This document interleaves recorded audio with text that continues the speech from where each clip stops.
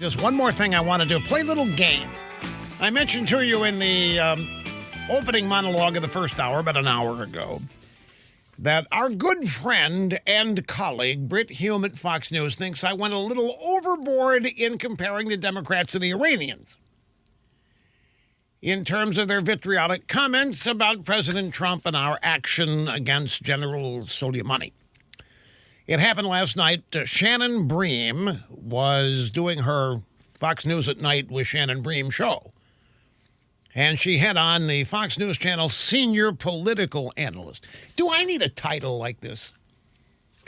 You know, all these people have titles. Senior political analysts, senior political director correspondent, chief congressional correspondent, House office building. Do I need a title? Probably not. Just my name tells everybody everything they need to know, right?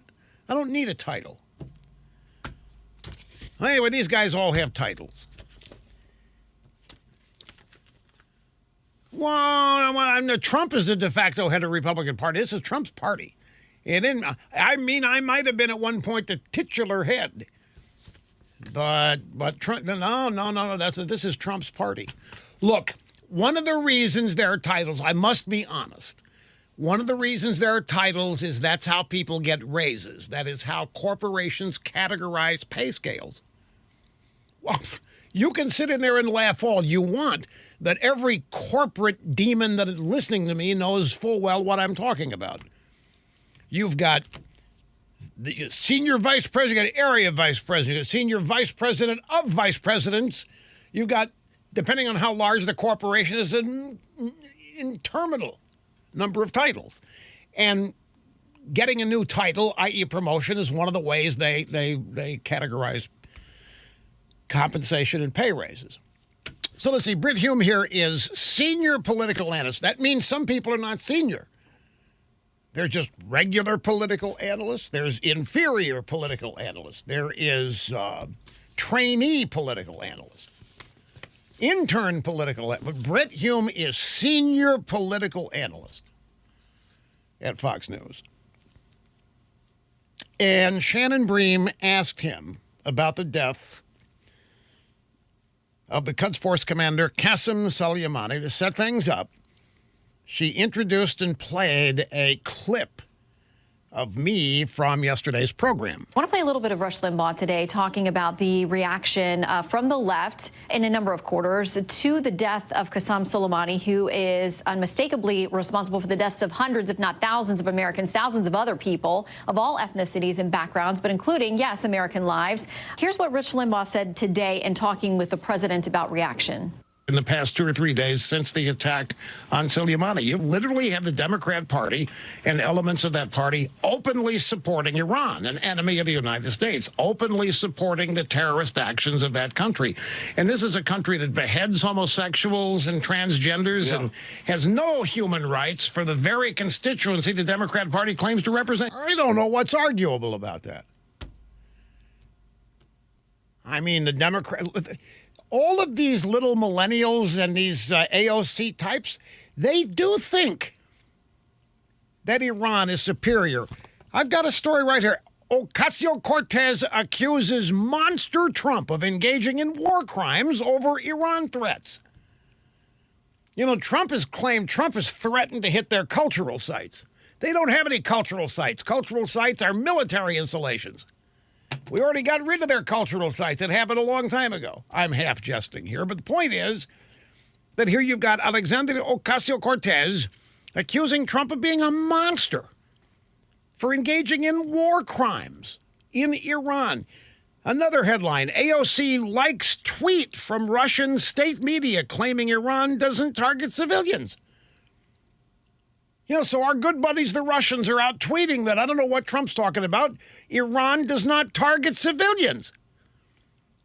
Well, they're only the Middle Eastern state sponsor of terrorism, and by definition, it attacks civilians. What the hell do you think a suicide bomb is? But here's Alexandria Ocasio-Cortez out liking and retweeting the Russian tweet that Iran doesn't kill civilians. So this is not an out of the bounds thing to say, and the Iranians do. If they identify homosexuals or transgenders, they're dead. You talk about people having to live in the closet someplace in Iran. This is no joke about this, and the very people in this country who support all of that, these expanded lifestyles, out there praising Iran. It's just ignorant. So anyway, here's Brit Hume's response to that soundbite. The trouble with that is that it's like a lot of stuff you hear is he has the point in the sense that the Democratic Party does not seem to be at all happy, broadly speaking, about the death of this terrorist mastermind whose departure from this earth will weaken Iran and its terrorist ambitions. But at the same time, it is not quite fair to say that the Democratic Party is openly supporting Iran. That's too strong. They have been weak in supporting our president, to be sure, but openly supporting Iran, too strong. Well, maybe the tweets that I saw over the weekend I didn't see. And maybe the caterwauling from elected Democrats over the weekend that I saw, maybe they didn't happen. I just don't pull this stuff out of my top hat. Don't even have one of those. I don't pull it out of my back pocket and just throw it out there. In fact, this isn't anything new. Back when Mahmoud Ahmadinejad was the president of Iran, you couldn't tell the difference between what he was saying about Bush and what the Democrats were saying about Bush. Well, anyway, we thought we would play a little game here. We're going to go side by side, A-B comparison. And you tell me if I may be overstating that. Up first is Javad Zarif. He is the Iranian foreign minister. He was on CNN this morning, said this about Trump's warning to Iran if they attack the United States. Attacking cultural sites is a war crime. But has he made U.S. more secure? Do Americans feel more secure? Are Americans welcome today in this region? Do they feel welcome? And here is Democrat presidential candidate Pocahontas Warren. We now have a president who is tweeting threats of war crimes. We've had to pull all of the Americans out of the area, all the civilians. This is not making America safer. Iranian or Democrat? You decide. What? What are you saying? You're trying to just, you can't figure it out, huh? Maybe need some more time on this. Well, okay.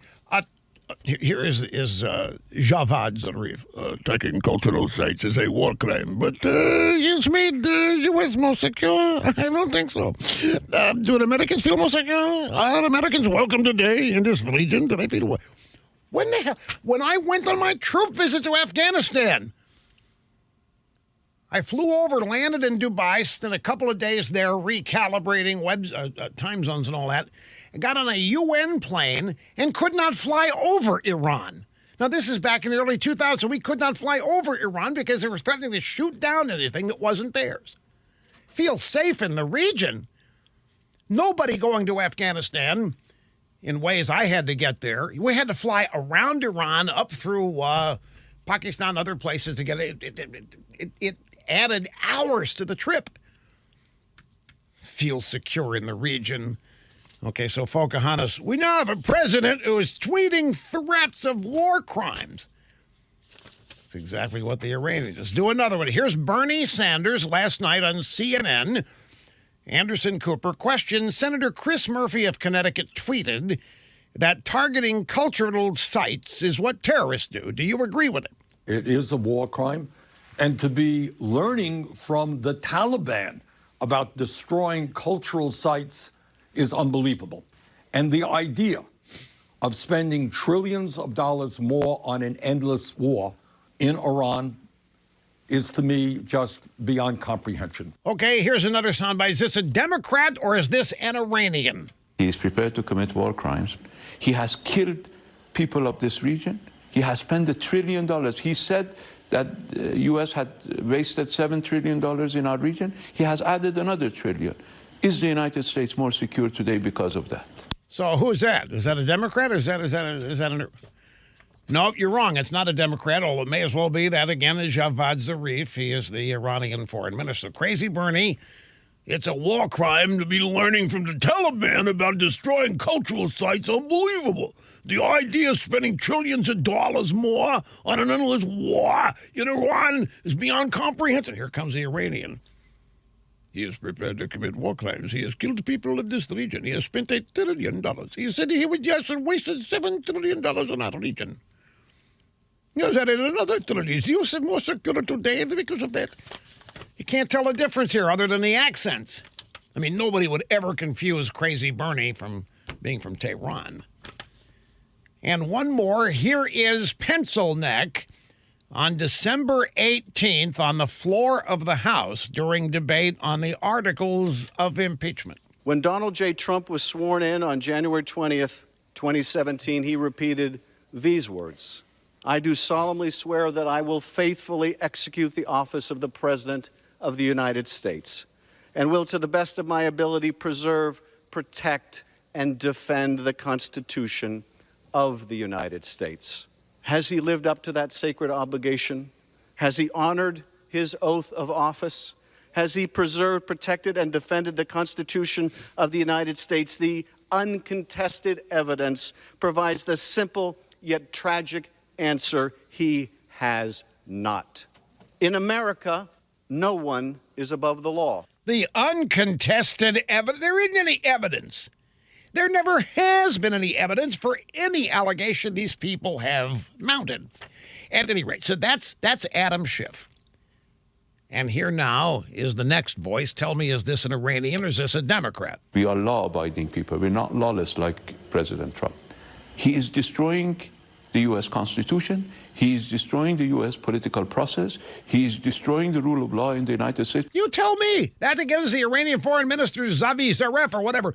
You tell me the difference between these guys and the Democrats. You can't. In case of Schiff and this guy, that's almost word for word verbatim. We in Iran are law-abiding people. We are not lawless like President Trump. He is destroying the Constitution like he cares.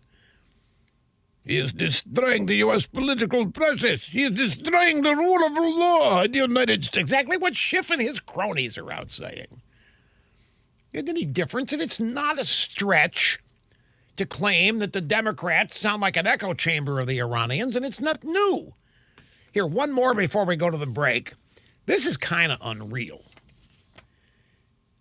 CBS This Morning correspondent Elizabeth Palmer is interviewing the Iranian foreign minister Javad Zarif. She says there are reports that the supreme leader, meaning the Ayatollah Khamenei, who they all eminently respect, they wouldn't say one negative thing about the Ayatollah. Even if he had a private club and a golf course, which he doesn't, they wouldn't ridicule this guy at all. Remember when Mike Wallace interviewed the Ayatollah Khomeini? 60 Minutes, 25, 30 years. Remember that? Imam.